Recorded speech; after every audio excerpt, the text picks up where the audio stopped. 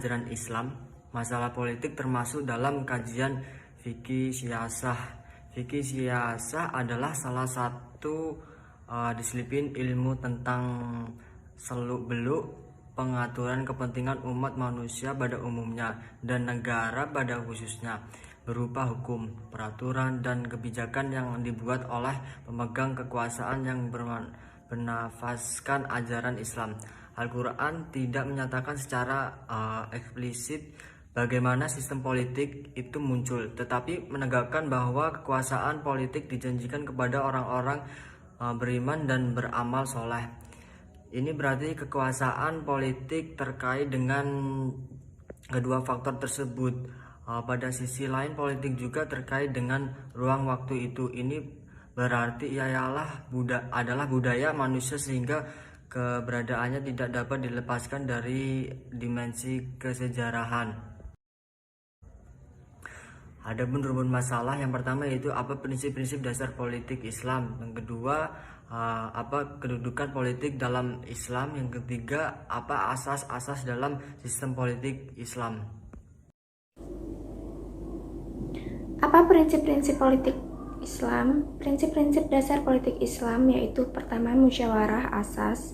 Musyawarah yang paling utama adalah berkenaan dengan pemilihan ketua negara dan orang-orang yang akan menjawab tugas-tugas utama dalam pentadbiran ummah.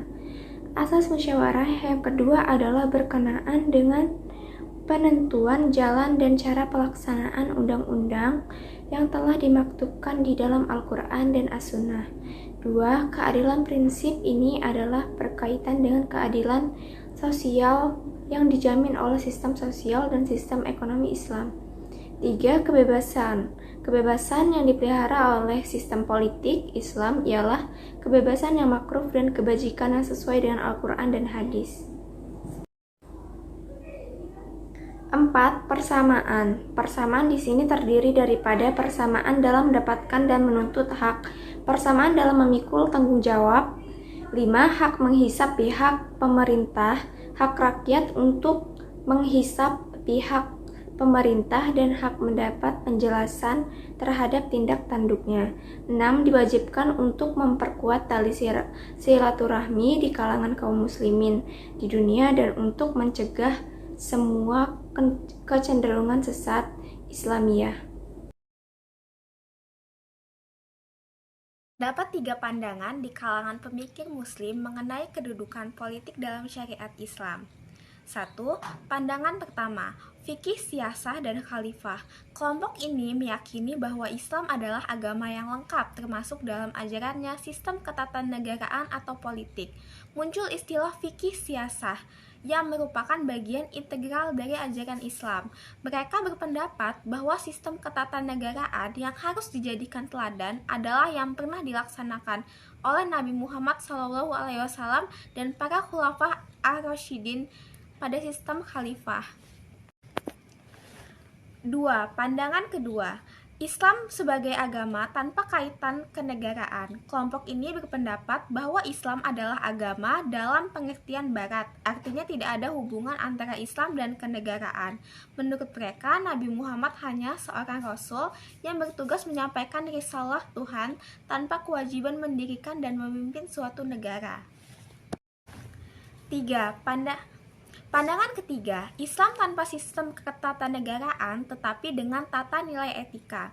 Aliran ini menolak pandangan bahwa Islam adalah agama yang mencakup semua sistem ketatanegaraan.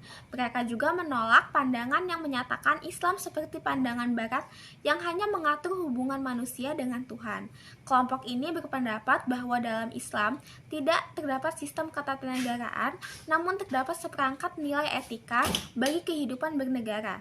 Dengan demikian, terdapat perbedaan pendapat di kalangan pemikir muslim mengenai sejauh mana Islam terlibat dalam urusan politik dan ketatanegaraan.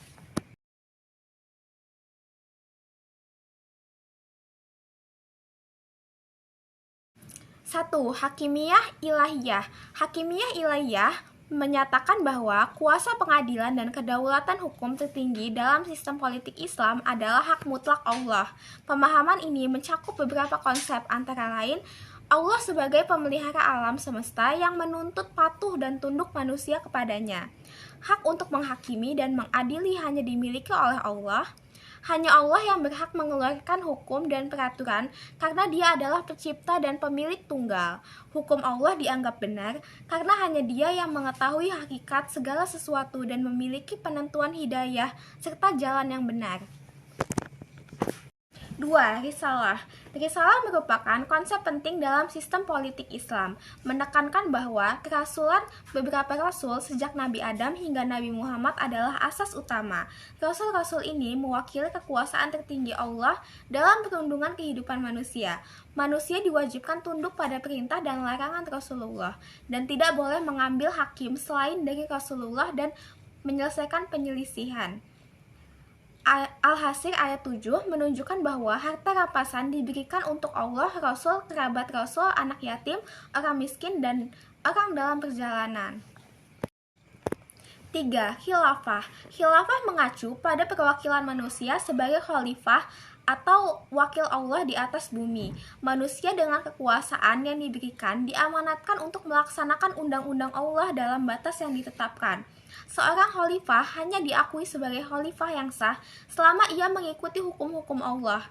Khalifah seharusnya dipilih berdasarkan kriteria seperti kecerdasan, kearifan, kemampuan intelektual, keadilan, keamanahan, keilmuan, dan amanah.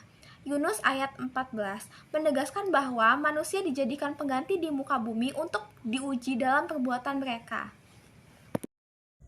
Kesimpulan, politik Islam yang menghubungkan prinsip-prinsip seperti persatuan, musyawarah, keadilan, ketaatan kepada otoritas yang sah, dan pemenuhan janji, menekankan tata kelola pemerintahan yang adil dan berlandaskan nilai-nilai moral Islam. Pemahaman ini secara jelas menolak praktik politik otoritarisme yang mengakibatkan kebutuhan rakyat dan dianggap sebagai penyimpanan dari prinsip-prinsip Islam. Sebaliknya, politik Islam menerbitkan pada penciptaan kemaslahatan dan kesejahteraan bagi seluruh umat, menempatkan pelayanan kepada rakyat, penegakan keadilan, dan pemenuhan hak asasi manusia sebagai prioritas. Dengan demikian, penerapan politik Islam diharapkan mampu menghasilkan penentuan yang berfokus pada kepentingan rakyat, menciptakan lingkungan pada politik yang adil. Ini akan dan memberikan dampak positif bagi kesejahteraan umat secara keseluruhan.